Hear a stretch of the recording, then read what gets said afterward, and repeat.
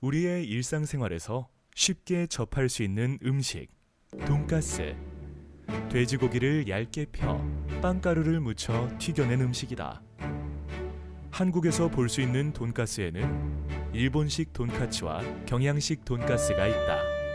익숙한 이 음식들은 한일의 역사 속에서 발전해왔다.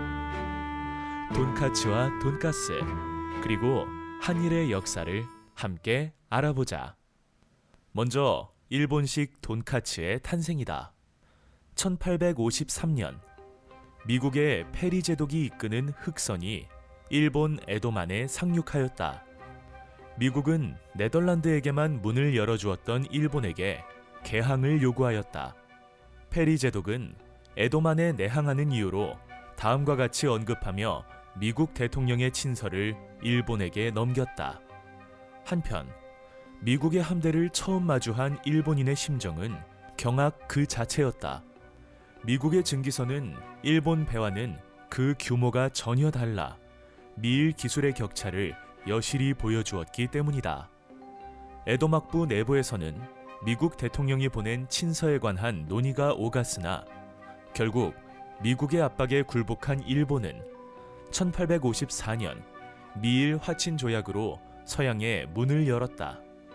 미일 화친 조약은 미국의 최혜국 대우를 인정해주며 미국에게 유리한 조약으로 체결되었다.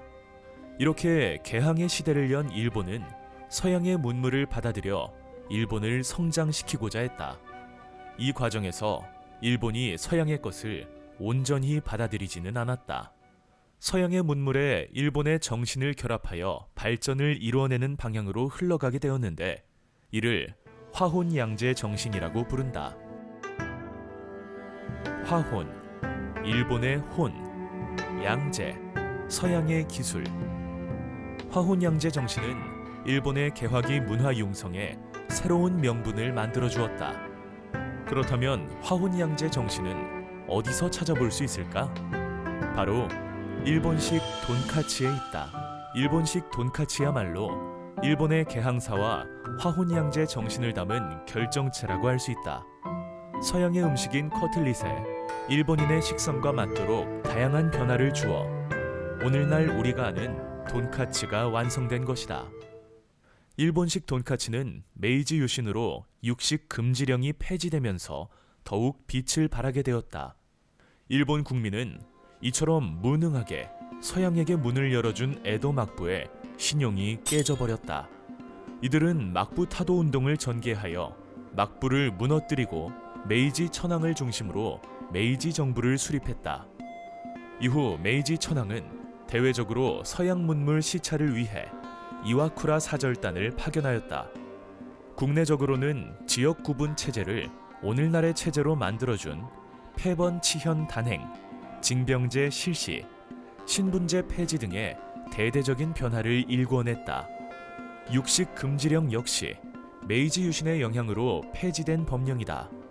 육식 금지령이란 일본 덴무 천황에 의해 내려진 육고기 섭취 금지령이다. 4발 달린 포유류를 중심으로 이루어졌는데 육식을 걸리면 처벌까지 받아야 했다.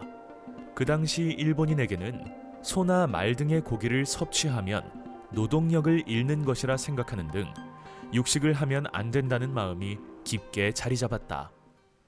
또한 육식 금지령 시행에는 불교의 영향이 컸으며 육식 금지령은 일본인의 식문화에 여러 영향을 주었다. 불교에서 금지하는 계율 중에 제일 첫 번째로 살아있는 것을 죽이지 말아라 하는 그런 계율이 있으니까 그 영향으로 아마 일본에서 육식이 금지되었다고 봅니다. 676년인데 그때 공식적으로 이제 육식을 금하는 칙령이 내려져요.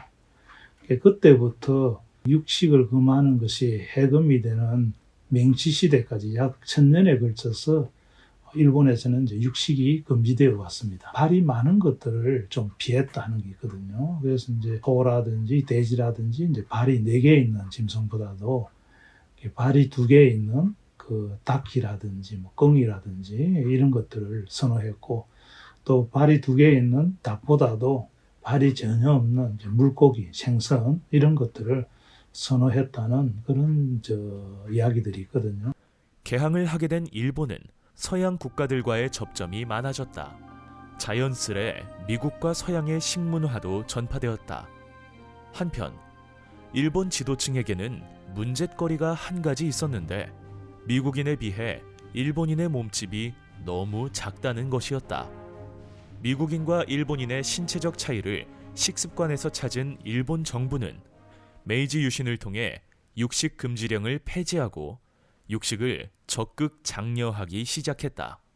1872년 1월 일본 언론은 메이지 천황이 고기를 먹었다는 내용을 대대적으로 보도하며 육식 장려에 힘을 실었다. 정부에서는 군대 식량으로 소고기 통조림을 채택하고 서양식 요리 학교를 세우는 등의 정책을 펼쳐나갔다. 처음에는 반발이 심했던 일본 국민은 계속되는 육식 장려 정책에 육고기를 그들만의 방식으로 조리하여 천천히 받아들이기 시작했다. 그 과정에서 탄생하게 된 것이 바로 돈카츠이다. 본래의 재료였던 닭고기를 돼지고기로 바꾸고 빵가루를 입혀 튀겨내었다. 또 번거롭게 칼과 나이프를 쓰지 않고 간편히 젓가락으로 먹을 수 있도록 미리 썰어 음식을 대접하였다. 우스터 소스를 활용하여 일본만의 소스까지 만들어내면서 일본식 돈카츠는 서양의 커틀릿과는 아예 다른 음식이 될 수 있었다. 일본은 미국에 의한 강제 개항으로 개화하게 되었지만 이를 자국의 것으로 재탄생시키는 형식의 문화 수용을 보여주었고 그 산물로 돈카츠가 존재한다. 이렇게 일본식 돈카츠의 탄생은 화혼양제 정신과 육식 금지령 폐지로부터 찾아볼 수 있었다. 다음으로 경양식 돈가스를 알아보자. 경양식이란 가벼울 경자와 바다 양자를 사용하여 간단한 서양식 요리를 의미한다. 경양식 돈가스는 한국의 역사와도 깊이 결부되어 있다. 한국은 일본에 비해 서양 문물을 받아들이는 시기가 뒤처졌다. 그 이유는 흥선대원군의 쇄국 정책에서 찾아볼 수 있다. 흥선대원군 집권 시기 조선의 대외적 상황은 청나라의 아편 전쟁과 서양 오랑캐의 위협으로 인해 녹록지 않았다. 흥선대원군은 병인 박해, 통상 요구 거절과 같은 쇄국 정책을 펼쳤지만 외세와 빈번히 충돌하였다. 프랑스는 병인 박해를 이유로 강화도를 침략하여 병인 양요를 일으켰다. 통상 요구를 거절당한 독일의 상인 오페르트는 흥선대원군의 아버지 남연군의 묘를 도굴하려고 하였다.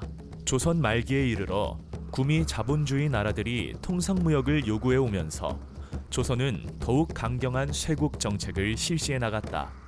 이는 1871년 제너럴 셔먼호 사건에서도 알 수 있는데 제너럴 셔먼호 사건이란 미국 상선 제너럴 셔먼호가 평양에서 통상을 요구하며 행패를 부리자 조선이 배를 불태우고 선원들을 처형한 사건을 말한다.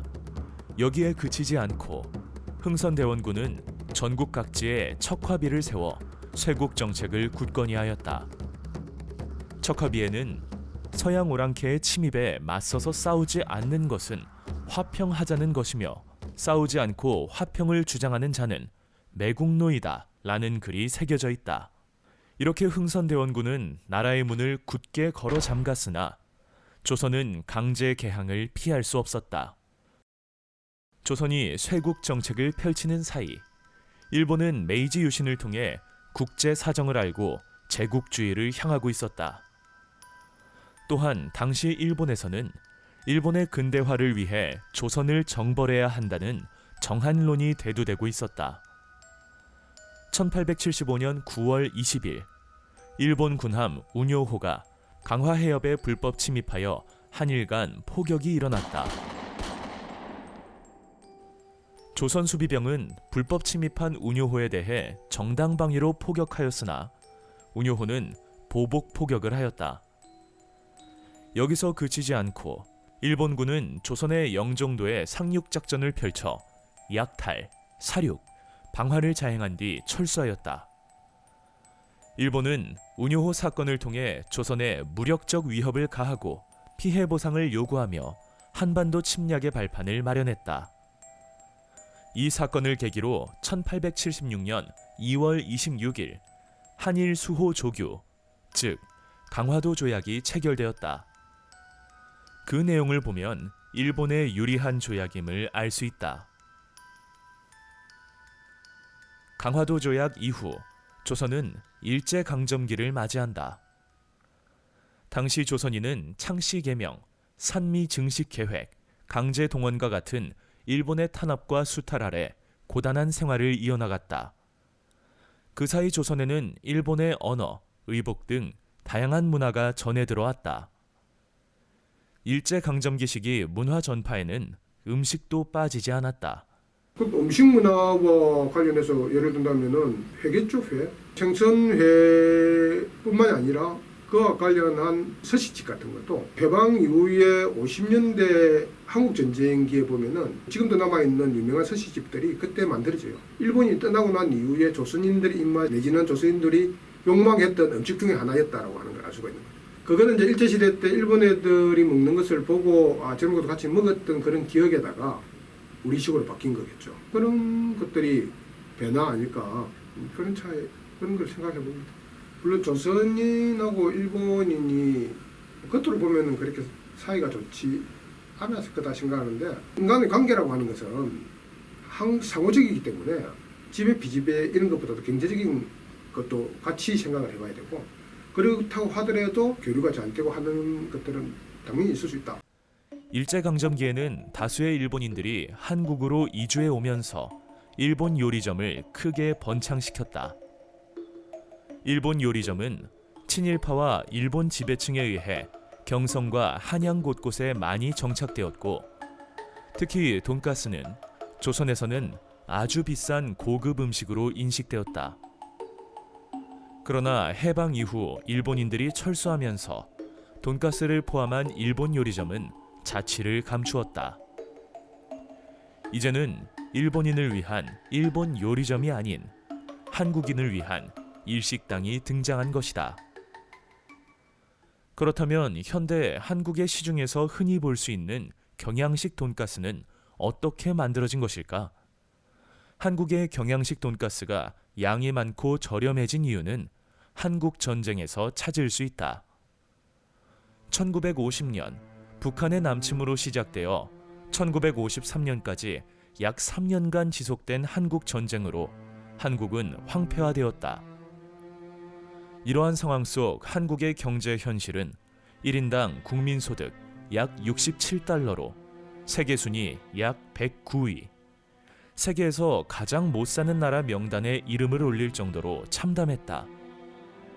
이와 더불어 식량 사정이 궁핍해지자 조금이라도 싼 값에 양을 늘리기 위해 돼지고기를 얇게 편 일명 왕돈가스를 만들기 시작했다.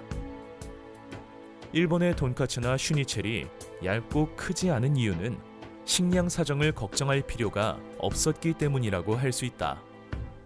하지만 우리나라의 경우 6.25 전쟁 이후 나무 껍질도 먹을거리가 되던 상황이었다.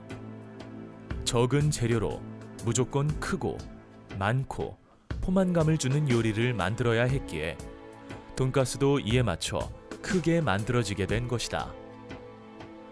이렇게 한국의 상황에 맞춰 돈가스의 모습이 변화해온 것이 오늘날의 경양식 돈가스이다. 일제강점기 시기 조선으로 들어온 돈까츠는 오로지 일본인만을 위한 음식이었다. 이후 시간이 흘러 한국에서는 상황과 입맛에 맞게 다양한 방식의 돈가스를 만들기도 하고 일본의 맛에 가까운 돈까츠를 취급하는 식당도 많이 생겨났다. 우리는 돈가스라는 음식에서 한일의 역사에 대해 알아보았다. 일상생활 속에 녹아있는 돈가스라는 작은 요소에 이렇게 다양한 역사를 투영할 수 있었다. 이를 통해 각기 다른 역사적 환경으로부터 자연스레 문화도 각기 달라졌다는 것을 알 수 있다. 돈까츠와 돈가스 혹은 다른 음식을 먹을 때도 그 음식에 담긴 역사를 한 번쯤 떠올려 보는 것은 어떨까?